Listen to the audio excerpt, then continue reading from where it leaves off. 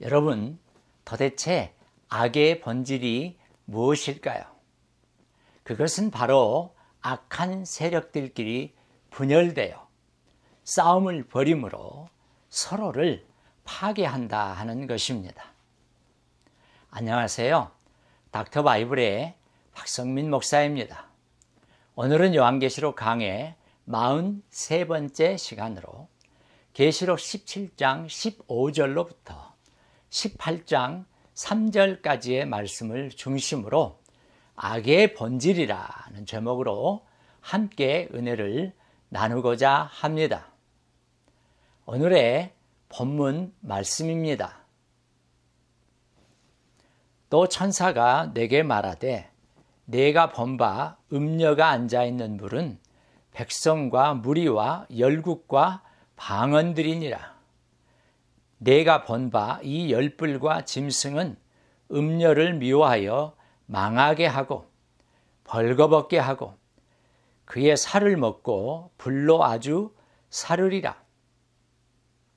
이는 하나님이 자기 뜻대로 할 마음을 그들에게 주사 한 뜻을 이루게 하시고 그들의 나라를 그 짐승에게 주게 하시되 하나님의 말씀이 응하기까지 하심이라.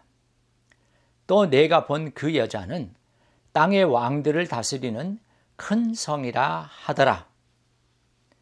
18장 1절입니다.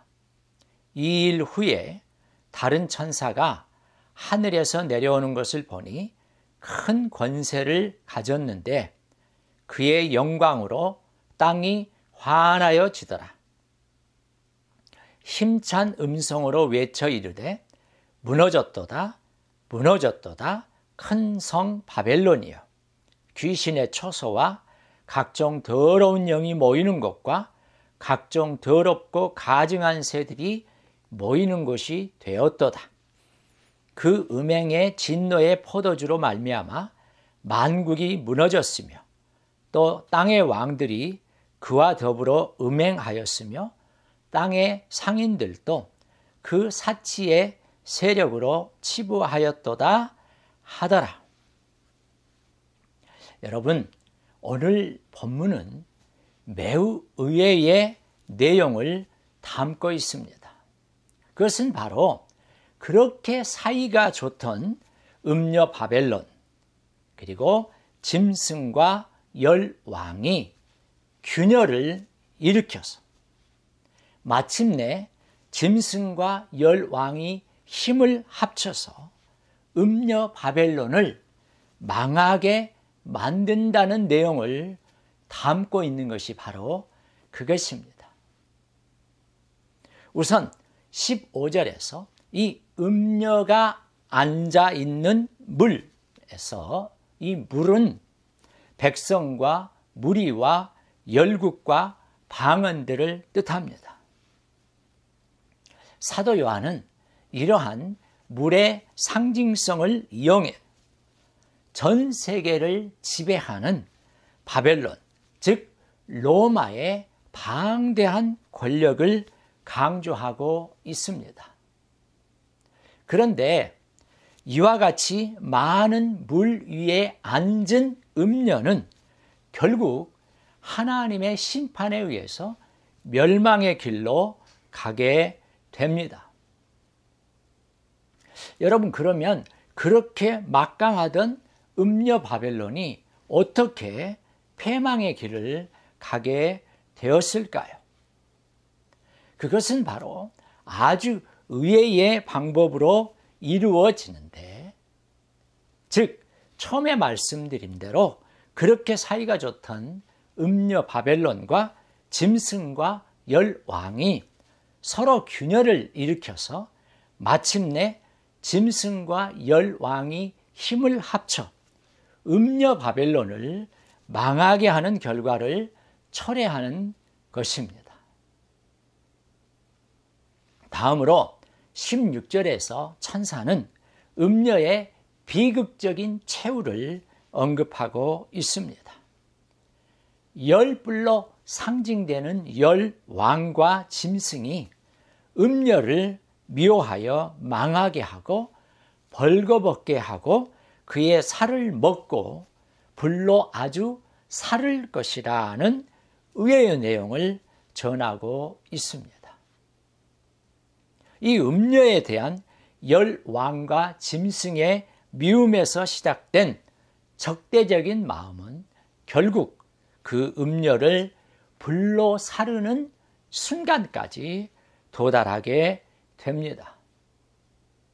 그런데 우리는 이 시점에서 다음과 같은 의문을 품을 수 있습니다. 즉, 이 열왕과 짐승과 이 음녀는 불과 분의 운명 공동체인데 어떻게 이런 일이 가능하며 이것을 어떻게 해석해야 할 것인가 하는 것입니다. 여러분, 그 이유는 바로 악의 자기 파괴적 본능 때문입니다. 악의 세력이 결국 그들 상호 간의 미움 때문에 궁극적으로는 상호 멸망하는 결과를 가져오는 것입니다. 이제 17절은 16절에서의 현상이 어떤 맥락에서 일어났는가를 설명하고 있습니다. 즉, 짐승과 음녀 사이에 발생한 이 자기 파괴적인 내전은 외형적으로는 음녀 바벨론에 대한 열왕과 짐승의 연합 공격으로 일어난 것으로 볼 수 있지만 실상은 하나님의 섭리와 계획이 작용한 것이라 하는 것입니다. 이것은 악의 세력조차도 하나님께서 권한을 허락하셔야만 활동할 수 있다는 것을 의미합니다.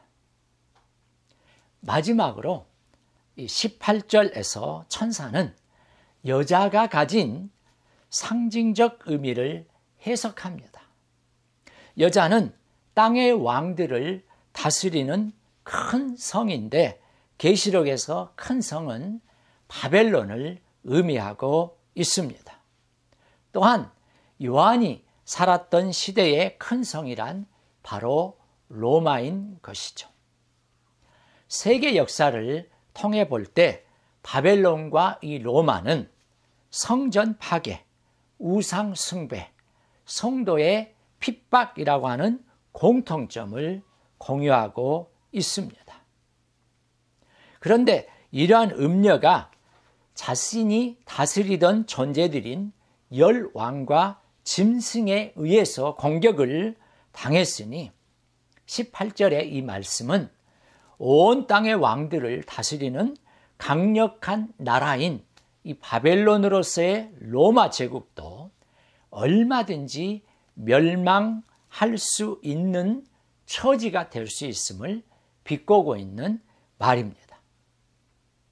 이제 18장에서는 바벨론의 멸망을 아주 구체적으로 언급하고 있습니다. 우선 2절은 천사가 심판을 선포한 내용을 소개하고 있습니다. 특히 무너졌도다를 두 번이나 반복함으로 그 멸망의 현장을 강조하고 있습니다. 이제 바벨론은 영적으로 귀신과 각종 더러운 것들이 모여있는 감옥이 되었습니다. 화려했던 바벨론이 이제는 비참한 모습이 된 것입니다. 3절은 바벨론의 멸망에 대한 세 가지 이유를 제시하고 있습니다. 첫째, 만국의 멸망입니다. 이 음녀 바벨론이 만국을 타고 앉아서 천하를 호령하였기 때문에 만국의 멸망은 이 바벨론의 멸망의 원인이 된 것입니다. 둘째로 땅의 왕들이 음녀 바벨론과 더불어 음행을 하였기 때문입니다. 이것은 하나님의 진노를 멸망을 초래하게 된 것이죠. 셋째로 땅의 상인들도 음녀 바벨론이라는 사치스러운 이 세력으로 인해 부를 축적했기 때문입니다. 이건 역시 하나님의 진노를 사기에 충분한 이유가 되기 때문에 바벨론은 멸망할 수밖에 없었습니다. 여러분, 우리는 여기서 악의 본질이 무엇인가를 알 수 있습니다. 어린 양과 더불어 싸움을 벌이던 이 악한 세력들이 이제는 서로 분열되어 싸움을 벌립니다. 여왕과 짐승이 연합해 큰 음녀를 공격한 것이죠. 우리는 서로를 파괴하는 것이 악의 본질이라는 것을 이를 통해 알 수 있습니다. 사탄은 우리가 서로 싸우다 결국 스스로 붕괴되기를 기다리고 있습니다.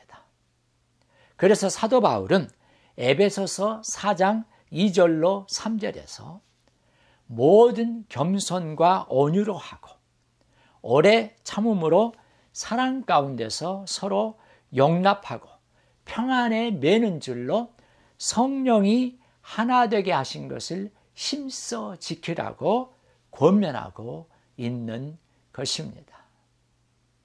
그러므로 다툼으로 서로를 파괴하여 결국 피차 멸망당한 악의 세력들의 이 결말을 바라보면서 우리 그리스도인들은 모두 성령 안에서 하나 되어 그리스도의 몸된 교회를 든든히 세워 나가실 수 있기를 간절히 바랍니다.